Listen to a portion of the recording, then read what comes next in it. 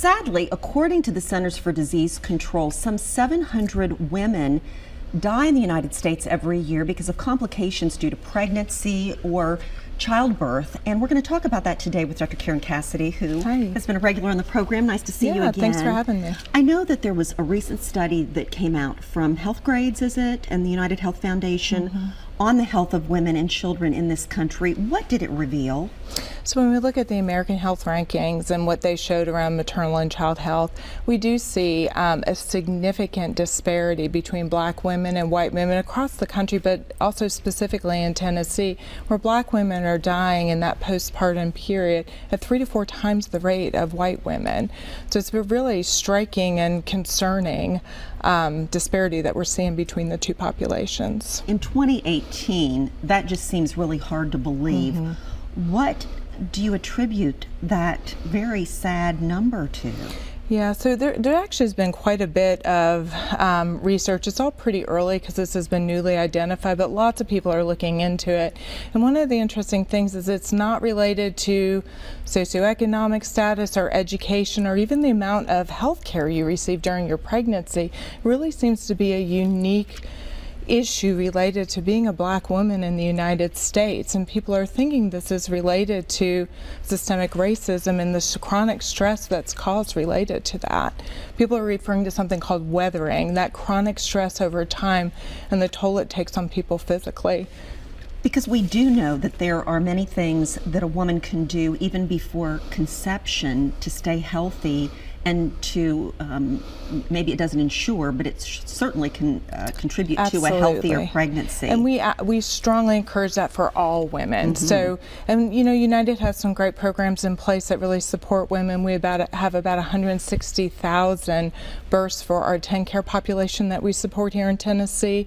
And we have a healthy pregnancy program, healthy first steps program, baby blocks program that really look at trying to engage women, all women, in good prenatal care, and then making sure that their infant goes on to have those visits that they need in that first year of life to ensure that they're healthy. But those are really targeting the things that we've always targeted. So good prenatal care, prenatal vitamins, making sure you're eating healthy, not smoking, all the normal things that we encourage moms to do. This disparity really seems to be a unique risk factor for black women. So certainly there are programs or ways of reaching the community you're after. So we're really looking at that right now. So do we need support groups or doulas or other ways of addressing this, or just honestly backing up and looking in general at kind of how we educate and treat women from the time they're very young growing up, particularly minority women, how we support them. So you're saying it's not lack of accessibility? No. Because you oftentimes even a very educated black woman who is doing all the right things has a higher risk of death in the postpartum period. And we're really trying to wrap our resources and our collective healthcare mind around what to do to help that population. How do we make that better? Okay, for whomever's watching the program right now, what are some tips that you can give women of all races to give them a better outcome? So we tell every woman a planned pregnancy is best. If you find yourself pregnant, get yourself in quickly to have prenatal care. You want to make sure you're engaged with an OB, that you're taking good care of yourself, taking that prenatal vitamin, making sure you're not smoking or drinking during your pregnancy. I think that good overall nutrition, sleeping well, all those things we do for good self-care are really important, particularly when you're pregnant. And then making sure you're engaging with a pediatrician after your baby's born. If you have barriers to care or you're not sure what is appropriate, there are programs out there. So there's a supportive pregnancy program that all women in the state of Tennessee can access. It was actually a partnership between the March of Dimes, United Healthcare, and the Tennessee Health Department. It's a website you can access. It has supports and things. And then for United members, there's specific programs both for our commercial population. There's a healthy baby program, or healthy pregnancy, excuse me, program. And then for our TennCare or our Medicaid population, the baby blocks program for babies, for infants, and the Healthy Starts program would be the one for pregnant women to track them through their pregnancy and then transition them to that healthy or that baby blocks program after the baby's born. Now, talk about the stress, which you've referred to several times, in terms of managing the stress.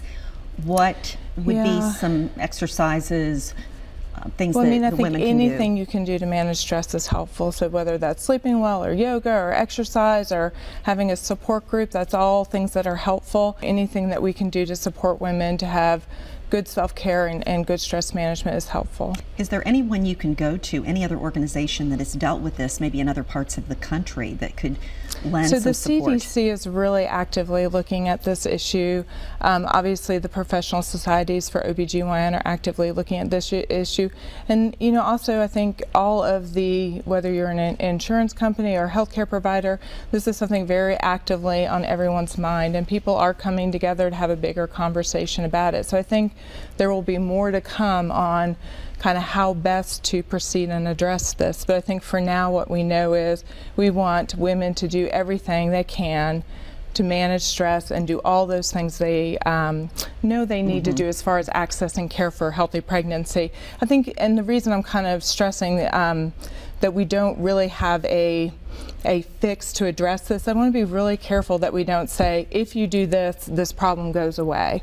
Because I don't think we can say that right now, and I don't want to give a false impression that women who are dying at a higher rate postpartum aren't doing something they should be doing in their pregnancy. Because I think even when they are doing all the right things in their pregnancy, we're seeing higher death rates in that population. So frustrating. It's a terrible problem that we really have got to work hard to figure out. Well, thank you so much for coming on, Dr. Yeah, Cassidy. thank you so much for having me. All right.